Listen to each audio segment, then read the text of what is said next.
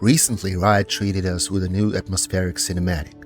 This video is dedicated to the first of 3 parts of the new League of Legends 2025 game season, and importantly, it is not a trailer for the upcoming Noxus series. But who knows? Perhaps over time its synopsis will be changed and it will become a full-fledged first trailer, as everything is leading to this.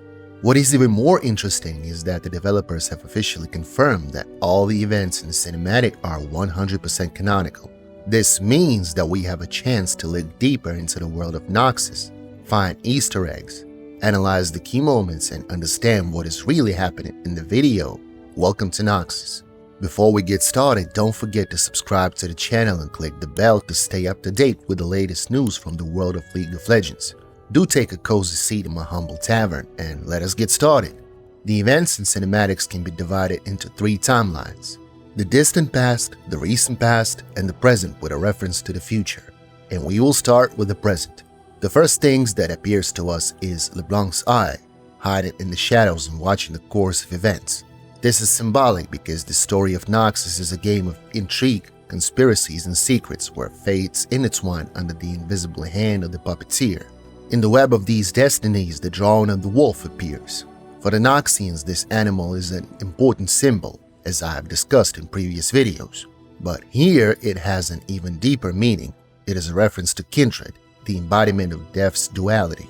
The lamb offers a peaceful passing while the wolf brings a violent end. However, in this case, the wolf symbolizes Mel, which is confirmed by the sign of the House of Madara on the forehead. Everything becomes clear if we plunge into the past when young Mbessa was on the verge of death, but was, so to say, chosen by the wolf. And at that moment, she was carrying Mel under her heart, who received not only a second chance at life, but also magical powers. That is why she became a wolf for the Black Rose, and her power attracted such keen interest. The drawing of the wolf smoothly transitions into the next shot. We see Mel landing on the shore of Noxus. This scene takes place in the present, after the events of Arcane. In the series finale, we saw the ship sailing away, and now they reappear behind the girl, confirming that these are the same vessels. But more importantly, this shore is already familiar to us from Mbessa's story. This is the Rockfront Plain, the place where one of the key chapters of her youth once unfolded. Moving forward, Mel reaches the huge gate of Noxtora. In Noxian culture, it has a deep symbolism. Any city captured or voluntarily annexed by the Empire is marked with a sign of its power.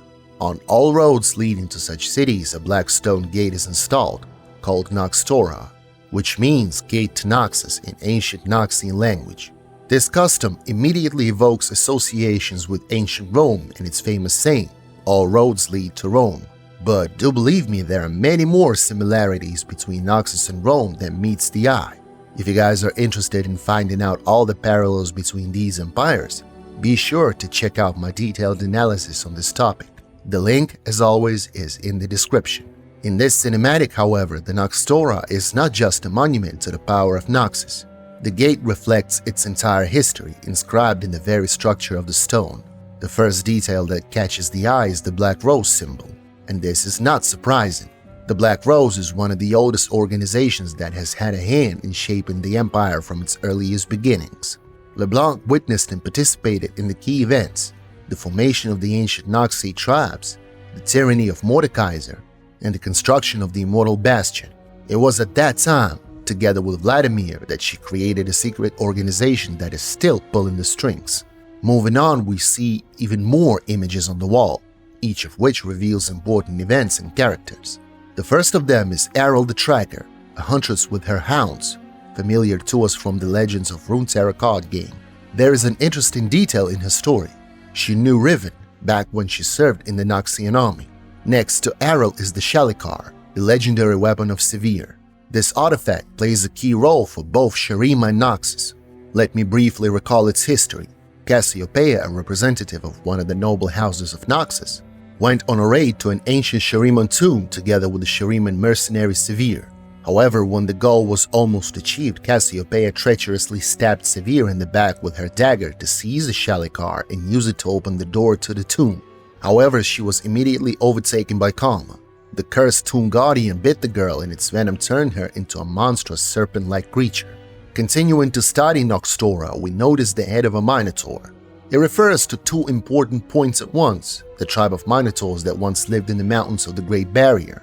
By a tragic twist of fate, they were enslaved by Noxus and their members became gladiators, forced to fight to the last drop of blood in Noxian arenas. One of them was Alistar, whom we saw in the animated comic strip on Mel. The second point is a possible reference to the Shield of Brahm, a legendary warrior from the Freljord. According to myths, his indestructible shield was once a vault door forged by Orn himself, the demigod blacksmith. Brahm allegedly tore it off its hinges with a single punch to save a troll boy locked behind it. Hence, it can be inferred that this image alludes to the Freljord, a harsh land Noxus repeatedly tried to conquer. You can also see symbols of the Rune Wars in the frame. This cataclysm devastated not only Noxus but all of Runeterra, forever altering the balance of power in the world. Next to that image is a scene of a battle among giant trees. This is a reference to the military conflict between Noxus and Demacia. These two states have remained bitter enemies throughout League of Legends history, and the colossal trees in the illustration are Petricide, a unique wood that grows in Demacia and absorbs magic. Suddenly, the frame with Noxtora changes. Mel is engulfed in a vision. She sees the immortal Bastion and the troops of the Grey Legion, an army raised to blood magic. The Noxians resurrect fallen soldiers, turning them into immortal bloody monstrosities. Among these soldiers was the legendary warrior Cyan. Formally, this legion is under Vladimir and the Crimson Circle, making it part of the Black Rose's forces. After this vision, Mel returns to reality. Perhaps she witnessed events yet to unfold, and we can only guess how soon they will come to pass. Now we move on to the next characters in the cinematic. The next drawn on the Fate card is a blade, which is not only the ancestral weapon of the Ducatal clan, but also its family crest. This symbol heralds the appearance of Katarina, an elite assassin who acts in Noxus's name. According to the lore, Katarina executes missions to eliminate high-value targets. And in the cinematic, we see one of these tasks entrusted to her personally by Swain. However, these events are part of the recent past, taking place several years before the current timeline. The scene unfolds in the lavish family estate of House Kythera, where Elise is in charge, which is still populated by guests and is not abandoned, as stated in the present lore. As for the celebration itself, Katarina got into a silk ball for the distinguished service to the Empire and loyalty to the late ruler Boram Darkwill. The Black Rose is hosting a banquet at the Kythera House estate. The invitation includes a mask as a token of goodwill and appreciation. But this ball is far from a mere celebration. It is a theater of influence where the Empire's most powerful figures are caught in the Black Rose's conspiratorial web. One guest in particular, whose mask stands out, evidently holds a key position in Noxus. He becomes Katarina's target, but other predators stalk behind the scenes. Dozens of masks hang on the wall with Elise lurking among them. LeBlanc, watching from afar, conjures a dark spider-like image around Katarina's blade as if to hint at a trap laid for the assassin. However, Katarina, devoted to her work, does not even suspect that the hunt could turn into a deadly game for her. She makes a lightning-fast lunge, but Elise reacts instantly. Her spider claw cuts Katarina's mask in two. It is worth noting that in Elise's eyes we see several pupils, which shows that she belongs to the arachnids, and later we see her true perception of the world through a spider's gaze. One of the interesting nuances in Katarina's appearances is the scar on her face located in the eye area. However, it is not related to the blow from Elise's spider claw.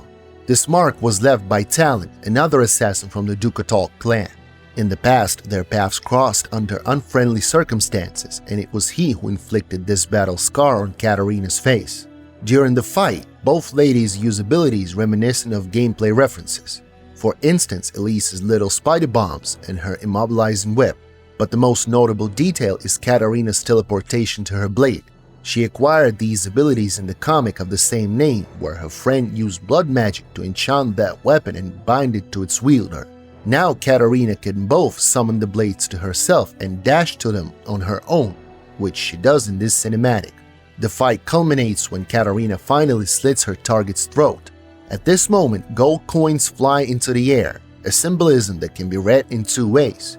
On one hand, the coins replace the victim's blood, showing that this is no mere man but a wealthy, influential aristocrat. On the other hand, it is a direct nod to the gameplay. In League of Legends, champions earn gold for every kill they secure. In this cinematic, Katarina receives her reward not just in the honor of fulfilling an order, but literally a clinking shower of coins. While Katarina savors her victory, Elise appears in her true form as the Spider Queen. The secret of this form is linked to the Shadow Isles. Initially, Elise went there in search of an artifact that would earn LeBlanc's favor. However, Valmaw, an ancient spider god, stood in her way. The creature bit her on the shoulder, and through a painful transformation, Elise changed forever. Now she is loyal not only to the Black Rose but also to her new master. Because of this, Elise's appearance became what we see now. The next drawing LeBlanc creates on the Fate card is another symbol that vaguely resembles the current coat of arms of Noxus, representing the tri-power system called the Trifarix, created by Swain himself. With the emergence of the Trifarix, Noxus came under the rule of 3 leaders, each embodying one of the 3 pillars of Noxian strength. Swain is vision, Darius is might, and the 3rd pillar, guile, personified by a figure known as the Faceless, whose true identity is kept secret. In this shot, we see an earlier version of the Noxus crest, which also serves as an Easter egg hidden on the current Summoner's Rift game map. Thus, we are transported to the distant past when Darius was still young and building his career in the Noxian army, taking part in all of the military campaigns, including those in the Freljord which we see in these frames. This crest has another hidden meaning.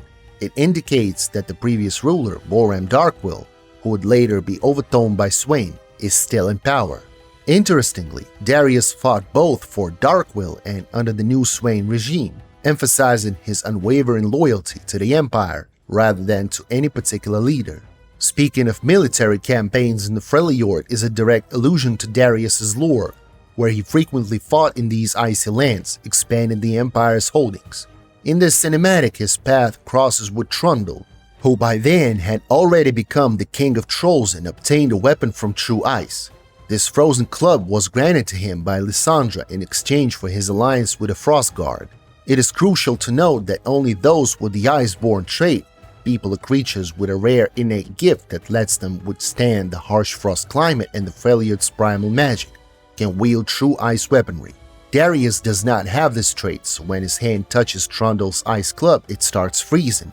Another moment and this fight could have cost him his life. Yet Darius fights on regardless.